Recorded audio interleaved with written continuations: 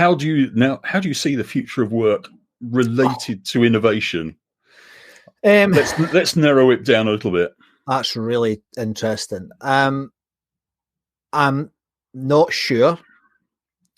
One of my guiding principles is if someone's certain, they're usually wrong. And I'm really not sure because there's so many directions that it could go in. What I am seeing, which isn't a surprise, it's totally normal human behavior. Most of the companies, most of the organizations that are talking about being innovative are basing that on the Industrial Revolution model that they've always had. So they're going to get what they always got, more than likely. The other thing I know is that companies are not good at changing at all, even if it's possible. It's often just not possible. And I can give you chapter and verse on that from experience of multiple organizations from across the sectors. There are very few companies that have ever changed. However, I think the fact that, I call it the inverted triangle, where the people at the bottom of the triangle in a hierarchy are the ones that give the most value usually to the customer. So I like to think about inverting the influence of that triangle now and saying, okay, because of the last couple of years, Derek, I think that some people, not everyone, a lot of people just go to work to make a few quid and go home and go to the bar, go to the gym, go to a concert. They're not interested. This is another thing. People pretend that everybody's really interested. A lot of folk aren't. I would probably argue the majority couldn't care less. However, the ones that do care, they're starting to see possibilities for doing things slightly differently. Now, everybody predicted home working. Companies have been doing it for years. Everybody predicted structuring companies, Robin Dunbar's work that's been around for 20 or 30 years. The platform businesses that are around, that's been around for 20 years. It's only now becoming technology enabled. So that's not new. So where's it going? I don't quite know because it's so complex and there are so many things involved. It's difficult. However, I'll make three things I think are particularly interesting that the public don't always have their eye on.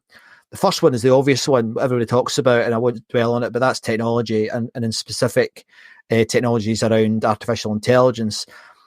There are huge opportunities there for things to change. And for things like I interviewed Mike Hobday, who's the chief executive of a company called Antworks, one of the major AI companies, just last week on my own show.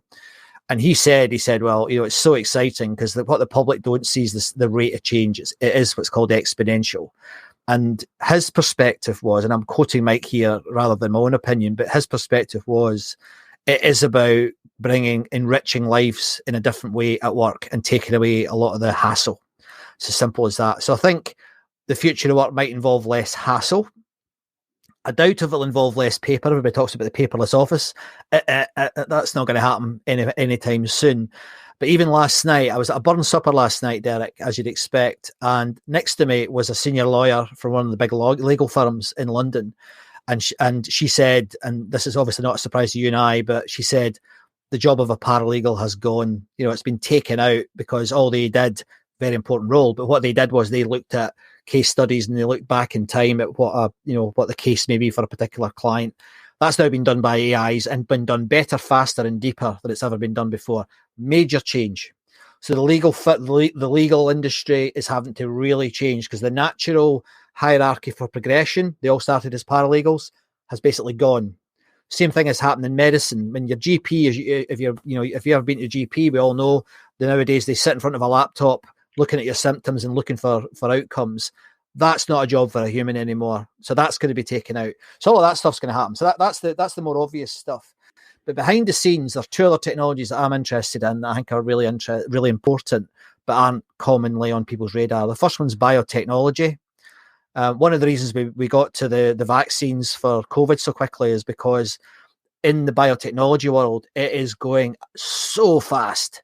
It's extraordinary, and that will change everyone's lives. The digital computer's only got another 4 to 5, maybe 6 years, and it'll be replaced by analog computers. And that I'm not making that up. That's happening. That's where Apple are working on it. Google are working on it. This is the next stage.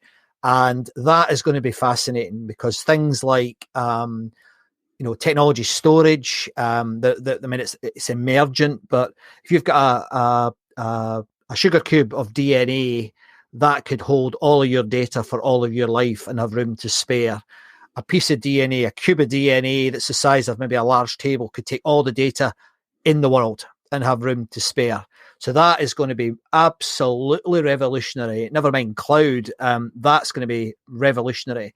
And I'm very fortunate to know a couple of people working in this space who are working with the third thing. And the third thing is nanotechnology. Very few companies are thinking about nanotechnology. In just the medical space, there's a company down here, it's at the University of Bristol, and there's 30 others in the world working on this, where they're designing micro robots. It's like sci-fi that can go into your body and they can sniff out cancer before it's even visible to the histologists, etc. And they can zap it and kill it. And my friend reckons we've got cancer within 10 years because of this technology, and there's multiple Nobel Prizes coming. And that's going to have a big impact on our health. It's going to have a big impact on how long we live. So there's a whole load of things coming, Derek, but I'm not certain how it's all going to pan out. But there are other things happening at that pace. But for me, AI, biotech, and nanotech are the holy trinity of disruptive technologies moving into the next 10 years. And it's not further away than 10 years. It's within the next 10 years, if not the next 5 years, that these things are going to start changing the world. So that's where I think it's going to go.